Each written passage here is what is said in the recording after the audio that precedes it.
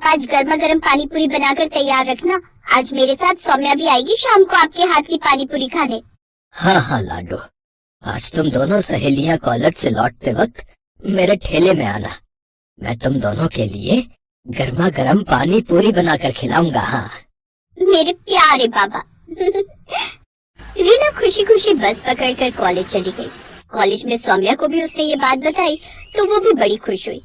हाय, हरिया काका के हाथ की गर्मा गर्म पानी पूरी तो मुझे भी बहुत पसंद है। गर्मा गर्म पानी वो तो मैं भी खाऊंगी, वो तो मुझे भी बड़ी पसंद है। मैं भी चलूंगी खाने।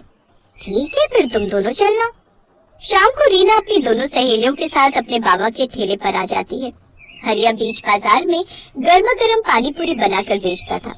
इस तरह की पानी पूरी शहर में कोई नहीं बेचता था, इसलिए कुछ अलग नाम सुनकर सभी उसके ठेले पर पानी पूरी खाने जरूर आते। धीरे धीरे रीना भी अपने बाबा से गर्मा गर्म पानी पूरी बनाना सीख गई। ऐसे ही समय बीतता जाता है। कॉलेज की पढ़ाई खत्म करने के बाद दोनों अमीर सहेलियां पढ़ाई करने के लिए बैंगलोर चली जाती हैं और इधर अब रीना के बाबा की तबीयत ठीक नहीं रहती, जिस कारण अब वो ये अपने बाबा का काम संभाल लेती है। वो सारा दिन ठेला यहाँ से वहाँ लेकर पानी पूरी बेचती और गर्मा गर्म पानी पूरी ठेले पर बनाकर आने वाले ग्राहकों को खाने को देती। गर्मा गर्म पानी पूरी खाओ, गर्मा गर्म पानी पूरी एक बार खाओगे बार बार आओगे। आइए आइए, गर्मा गर्म पानी पूरी। कुछ साल और बीत गए और अब निधि और सौम्या की शादी दो सगे भाइयों से हो गई। उनके पति भी अमीर घर से ही थे। वो दोनों उन दोनों का खूब ख्याल रखते। इधर रीना को अपनी दोनों सहेलियों की याद तो आती, लेकिन उसके पास उन दोनों का फोन नंबर भी नहीं था कि वो उनसे कांटेक्ट कर सके। कुछ समय बाद रीना भी अपने बाबा के इलाज के लिए दिल्ली आ जाती है। अब वो वहीं एक झोपड़ी में रहकर अपने माँ बाबा दोनों का ख्याल रखती, साथ ही अपनी गर्मा गर्म पानी पूरी का ठेला लगाती। इधर निधि और सौम्या के पतियों का ट्रांसफर भी दिल्ली हो जाता है। फिर एक रोज, सौम्या चलो, आज मैं तुम सबको पानी पूरी खिलाने ले चलता हूँ। तुम सबको तो पता ही है दिल्ली खाने पीने के लिए कितनी मशहूर है। हाँ हाँ, फिर तो सभी चलते हैं, बड़ा मजा आएगा।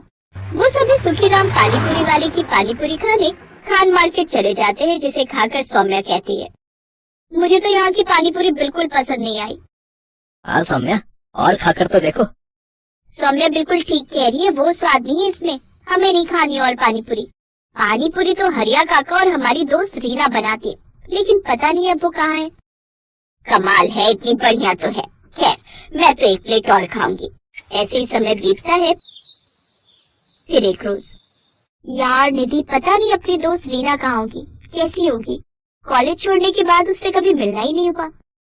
हाँ यार, मुझे भी उसकी बड़ी याद आती है। एक बार जब कानपुर गई थी अपनी कजिन की शादी में तो उसके घर भी गई थी, लेकिन वहाँ ताला लगा हुआ था। काश वो हमें फिर मिल जाए। ऐसे ही समय बीता। एक रोज सौम्या का पति अंकित, सौम्या कल मेरे ऑफिस के एक क्लाइंट की शादी है, तुम सबको भी वहाँ चलना है।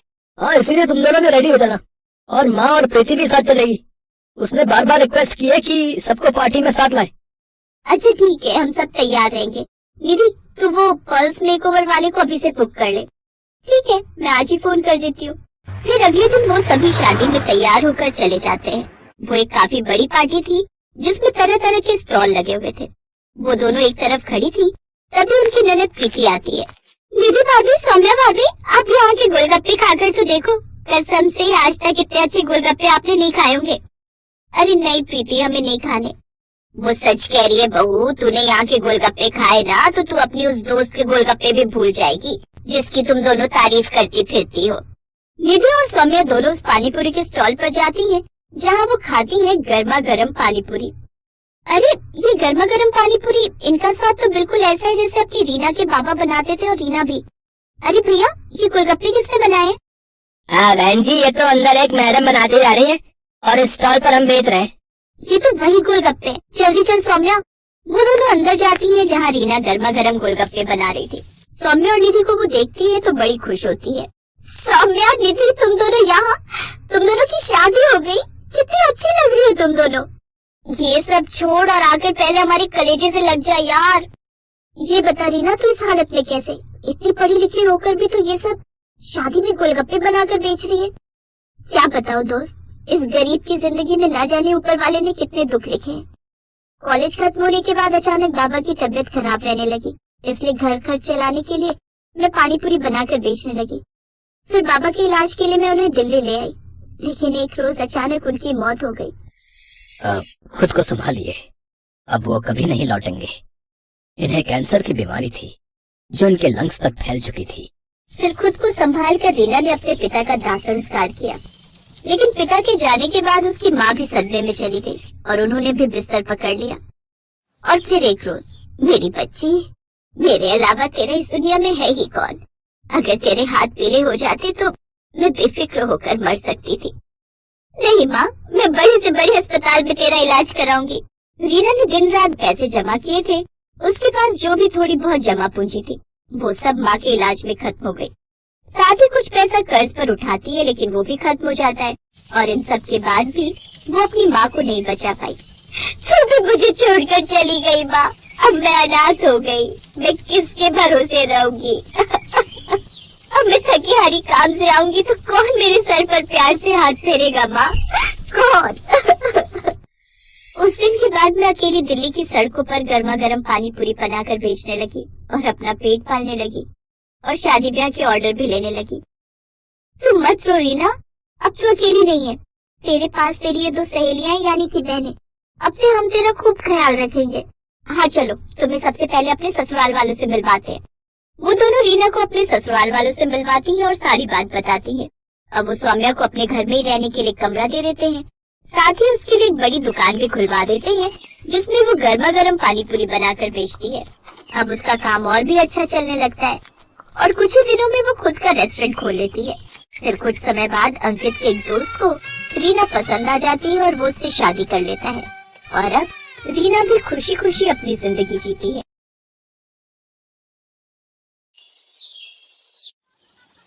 अरे भाई, कैसे दिए गोलगप्पे? 50 रुपए की प्लेट है।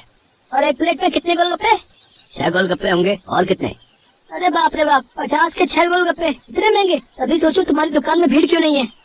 मुझे फालतू की भीड़ चाहिए भी नहीं। मेरे पास वही लोग गोलगप्पे खाने आते हैं जो इन्हें खाने के लायक हैं। और तुम लगता है यहाँ नए हो। दाम पूछने से पहले ऊपर लगा बोर्ड ही पढ़ लेते। दाम और नाम दोनों लिखे हैं। मेरा नाम मशहूर है और ये मेरे मशहूर गोलगप्पे हैं। एक एक गोलगप्पा इतना करारा है कि तोड़ो तो आवाज 1 किलोमीटर तक सुनाई दे। और पानी जैसा ग्राहक चाहे, पूरे 10 तरह की वैरायटी है मेरे पास पानी की। और ये देखो, ये है मेरे गोलगप्पों की असली जान, मेरा ये खास मसाला।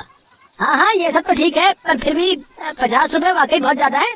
दाम तो यही है और यही रहेगा। अब तुम देख लो कि तुम मेरे गोलगप्पे खाने के लायक हो या नहीं।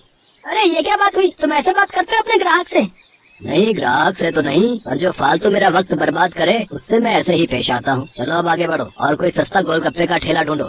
मशहूर ऐसा ही था।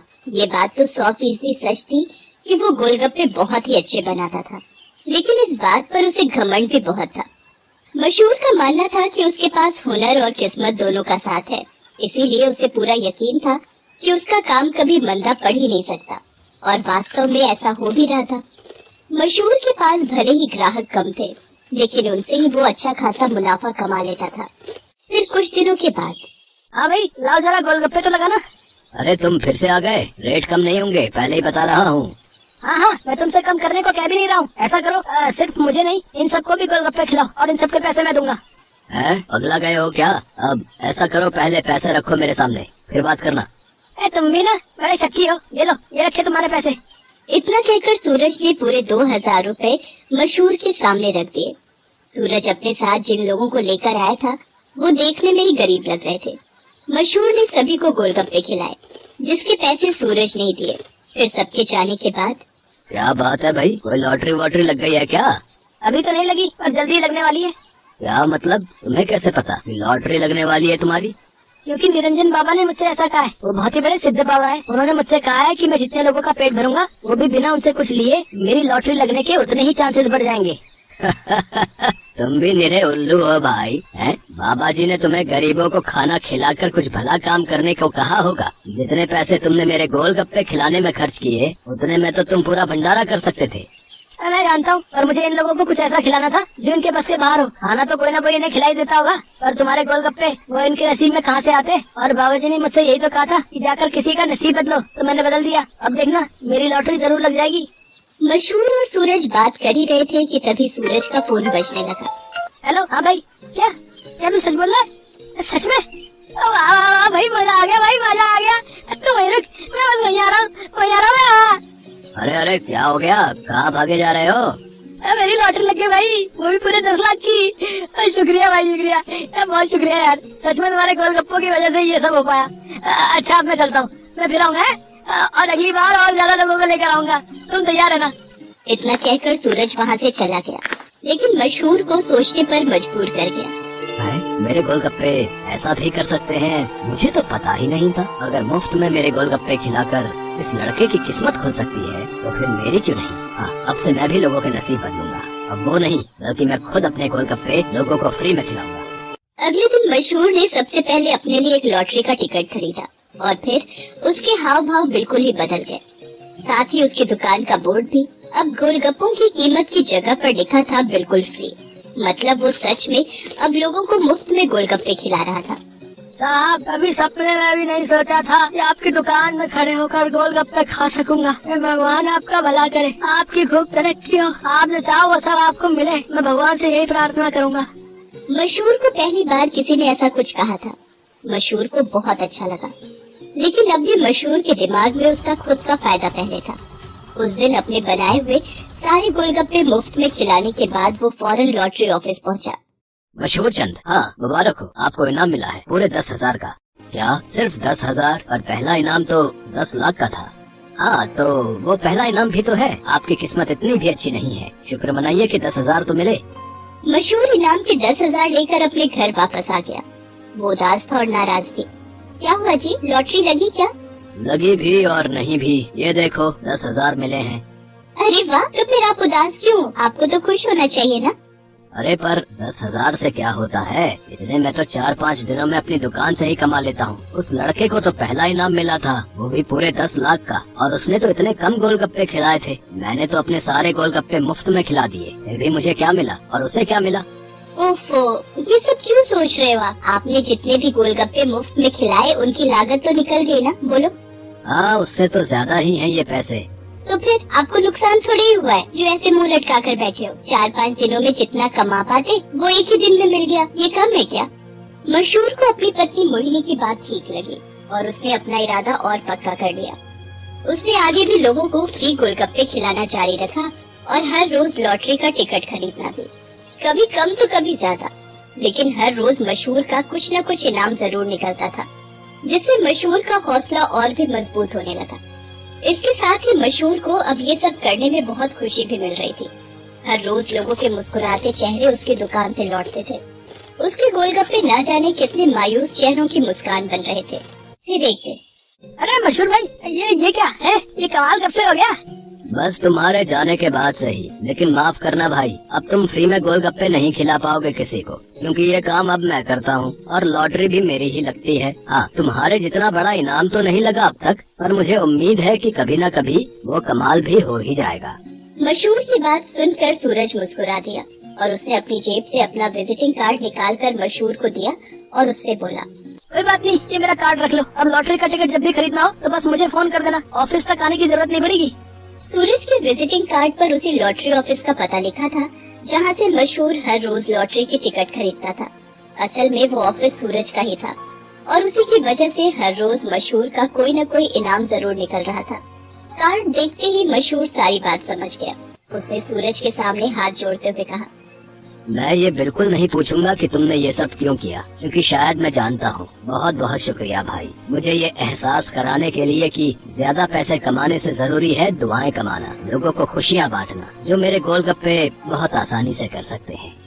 इसके बाद मशहूर ने कभी लॉटरी का टिकट नहीं खरीदा, बल्कि वो फिर से अपने गोलगप्पे बेचने लगा। लेकिन उसके गोलगप्पों का दाम पहले से बहुत कम था, जिसकी वजह से अब हर कोई उसके स्वादिष्ट गोलगप्पों का मजा ले पा रहा था। अब भले ही मशहूर के गोलगप्पे थोड़े सस्ते थे, लेकिन ग्राहक पहले से कहीं ज्यादा थे, मतलब मुनाफा भी पहले से ज्यादा ही था। इसके साथ ही मशहूर ने फ्री गोलगप्पे खिलाना भी नहीं छोड़ा।